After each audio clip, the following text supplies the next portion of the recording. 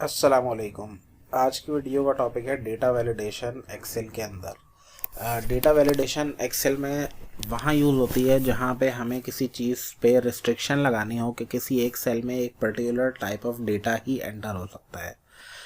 जैसे कहीं पे हमें रिक्वायरमेंट है कि हमें यहाँ पे इस सेल में सिर्फ डेट्स इंसर्ट करवानी है, तो हम वहाँ पे सेल पे डेटा वैलिडेशन लगा सकते हैं कि इस सेल के अंदर सिर्फ और सिर्फ डेट आए। इसके अलावा हमारे पास और भी काफ़ी सारी डेटा वैलिडेशन होती हैं, तो हम लोग इसको आज डिस्कस करेंगे कि कौन कौन सी और किस टाइप की डेटा वैलिडेशन हमारे एक्सेल के अंदर मौजूद है। डेटा वैलिडेशन की जो टैब है वो हमारे पास डेटा के अंदर जाके डेटा वैलिडेशन के नाम से यहाँ पे आती है। यहाँ पे मेरे पास डेटा वैलिडेशन का एक डायलॉग बॉक्स ओपन हो गया और यहाँ पे इसके क्राइटेरिया मेंशन है कि मैं अभी इस सेल के अंदर जो कि यहाँ हमारा हाईलाइटेड है B6 सेल, उसमें कोई भी वैल्यू एंटर कर सकता हूँ, एनी वैल्यू। जबकि मेरे पास यहाँ पे और तरह की वैलिडेशंस आ रही हैं जो मैं सेलेक्ट कर सकता हूँ। तो एक एक करके इनको रिव्यू कर लेते हैं।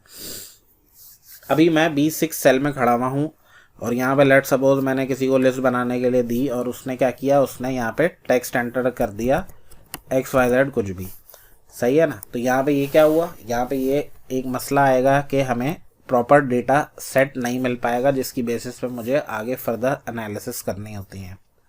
तो ये एक मेरे लिए प्रॉब्लम होता है कि जिस सेल में जो डेटा टाइप एंटर होना है मैं चाहूँगा कि उस सेल में वही हो।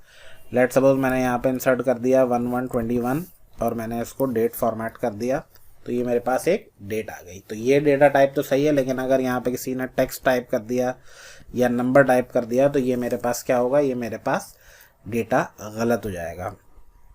तो इसी को ओवरकम करने के लिए हम इस पर डेटा वैलिडेशन लगाएंगे। डेटा वैलिडेशन किस तरह लगेगी, हमने डेटा वैलिडेशन बॉक्स पे क्लिक किया अपने सेल सेलेक्ट करके कि हमें यहाँ तक वैलिडेशन लगानी है, हमने सेलेक्ट किया और हमने इसमें एनी वैल्यू की जगह डेट पास कर दी। अब डेट में मुझसे वो उसके पास काफ़ी मज़ीद ऑप्शन हैं कि किसी एक मखसूस डेट के बीच में लगानी है, सिर्फ एक डेट ना हो, उससे ग्रेटर डेट हो, या लेट सपोज आज की डेट के बाद की डेट हो तो हम ग्रेटर देन अप्लाई कर देंगे, अगर आज की डेट से पहले है तो लेस देन अप्लाई कर देंगे।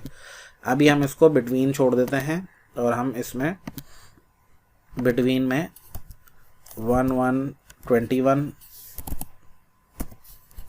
और 311221 इंसर्ट कर देंगे। तो ये क्या हुआ, ये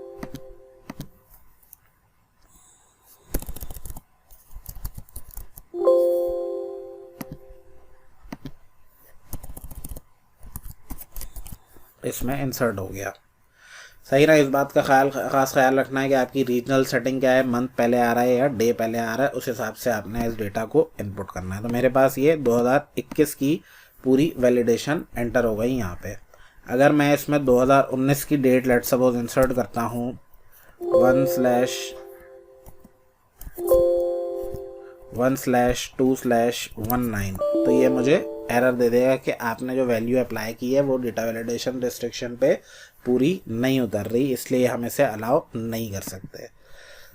तो ये हमारी हो गई डेट की वैलिडेशन। इसी तरह हम लोग टाइम की वैलिडेशन भी लगा सकते हैं। हमने अगेन अपनी पूरी रेंज सेलेक्ट की, डेटा वैलिडेशन में गए और हमने कह दिया यहाँ पे टाइम भी मैं अपनी मर्जी का कोई सा भी टाइम मैं यहाँ पे इंसर्ट कर सकता हूँ कि सुबह 9 से लेके लेट सपोज हम रात के 9 बजे तक की वैलिडेशन इसमें अप्लाई करना है।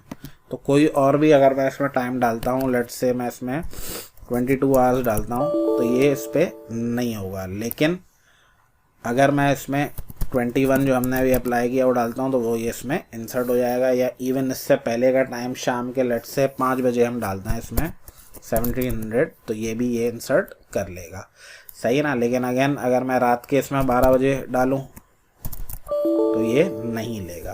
तो ये हो गई हमारी टाइम की वैलिडेशन। अगली वैलिडेशन है नेम की। नेम में मैं ऑब्वियसली क्या चाहूँगा कि मेरे पास सिर्फ और सिर्फ टेक्स्ट वैल्यूज़ हों, कोई नंबर इंसर्ट ना हो नेम की वैल्यू में। तो अगेन मैंने क्या अप्लाई किया, इसमें मैंने ये अप्लाई किया और मैंने कहा कि ये होगा टेक्स्ट की मैं लेंथ दे सकता हूँ कि मिनिमम जो कैरेक्टर्स होंगे वो 5 होंगे या इवन 3 होंगे, और मैक्सिमम इसमें अगर कोई इनपुट होगा तो वो 20 कैरेक्टर्स का होगा अगर वो अपने full first name, second name और मिडिल नेम डाल रहा है।